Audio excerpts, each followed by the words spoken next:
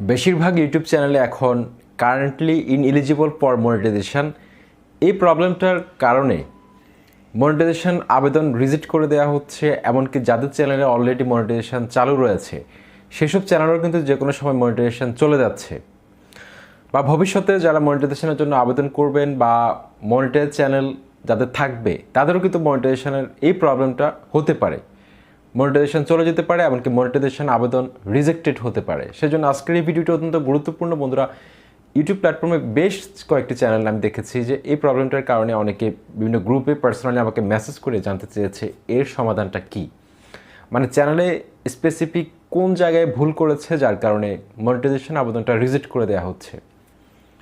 তো বন্ধুরা, আপনারা ঘাবড়ে যাওয়ার কোনো কারণ নেই, যেহেতু একটা প্রবলেম হয়েছে এটা সমাধানও রয়েছে।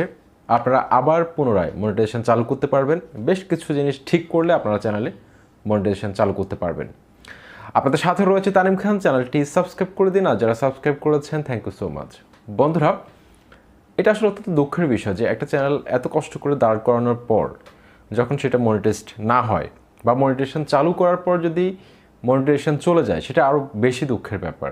সেজন্য অত্যন্ত গুরুত্বপূর্ণ আজকের এই ভিডিওটি। তো আপনাদের হতাশ হওয়ার কারণে, যেহেতু আমি আছি, সমাধান আছে।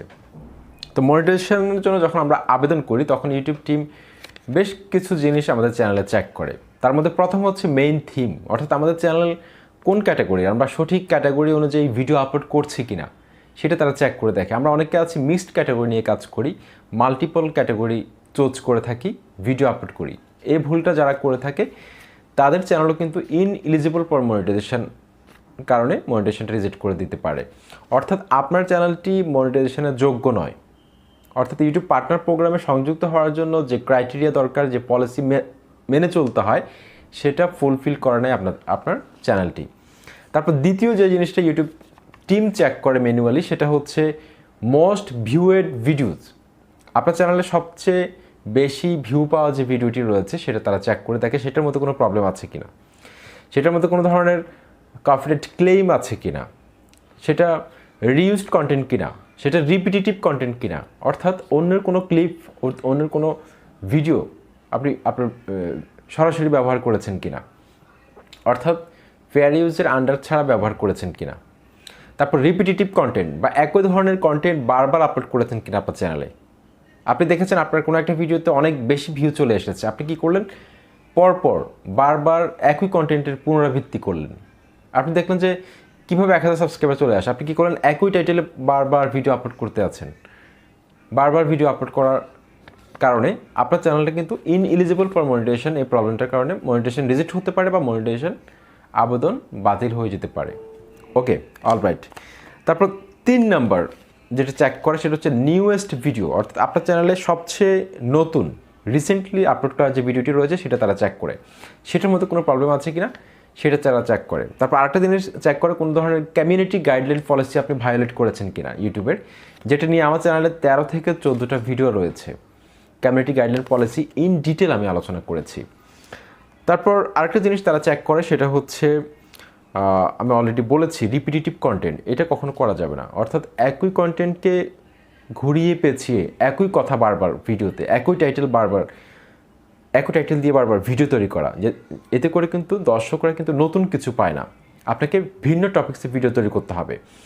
এমনকি কপিরাইট ফ্রি মিউজিক ব্যবহার করার ক্ষেত্রে আপনারা চেষ্টা করবেন ইউটিউব অডিও লাইব্রেরি থেকে মিউজিক সংগ্রহ করার জন্য। এমনকি রিলায়েবল যেসব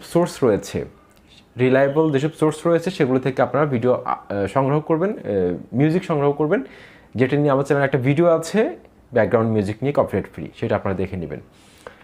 আর আরেকটা জিনিস আপনারা দেখবেন সেটা হচ্ছে ভিডিও ম্যাটারটার মধ্যে কোনো প্রবলেম আছে কিনা, আপনার চ্যানেলের টাইটেল, ট্যাগ এবং ডেসক্রিপশন বক্সের মধ্যে কোনো ধরনের প্রবলেম আছে কিনা, সামঞ্জস্য রয়েছে কিনা। অর্থাৎ দেখা যাচ্ছে টাইটেল একরকম, আপনি কিন্তু ডেসক্রিপশন দিয়ে দিয়েছেন আরেক রকম অন্য টপিক্সের। এমনকি ভিডিওর মধ্যে যা বলেছেন টাইটেল, ট্যাগ এবং ডেসক্রিপশন এবং থাম্বনেলের মধ্যে যদি এটা না থাকে তাহলে কিন্তু আপনার ইনএলিজিবল ফর মনিটাইজেশনের কারণে মনিটাইজেশন রিজেক্ট করে দেওয়া হবে, বাতিল করে দেওয়া হবে। সেজন্য আপনাকে অবশ্যই title, tag, description box video related হতে হবে। ভুলভাল কোনো ধরনের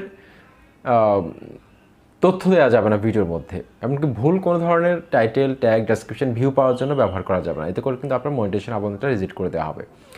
এমনকি এমন কোনো ওয়ার্ড ব্যবহার করা যাবে না যেটা সেক্সুয়াল কোনো ল্যাঙ্গুয়েজ ব্যবহার করা যাবে না, কোনো ধরনের উগ্রতা ছড়াবে এর ধরনের কোনো ধরনের ভাষা ব্যবহার করা যাবে না টাইটেলের মধ্যে। এই জিনিসগুলো কিন্তু তারা খুব ভালোভাবে চেক করে দেখে। এমনকি আপনি কোনো থার্ড পার্টি ওয়েবসাইটের থেকে যদি কোনো ধরনের সাবস্ক্রাইবার নিয়ে আসেন, সেগুলো কিন্তু তারা সোর্সগুলো দেখে যে আসলে কোথা থেকে এসেছে। তো এই সব কিছু ঠিক করে নেবেন, কোথায় কোথায় ভুল আছে, টাইটেল ট্যাগ এবং ডেসক্রিপশন বা এমনকি থাম্বনেলের মধ্যে যদি কোনো ভুল থাকে সেগুলো নতুনভাবে রিক্রিয়েট করে আবার কিন্তু আপনি আবেদন করার অপশনটা যখন আসবে আপনার আবার আবেদন করতে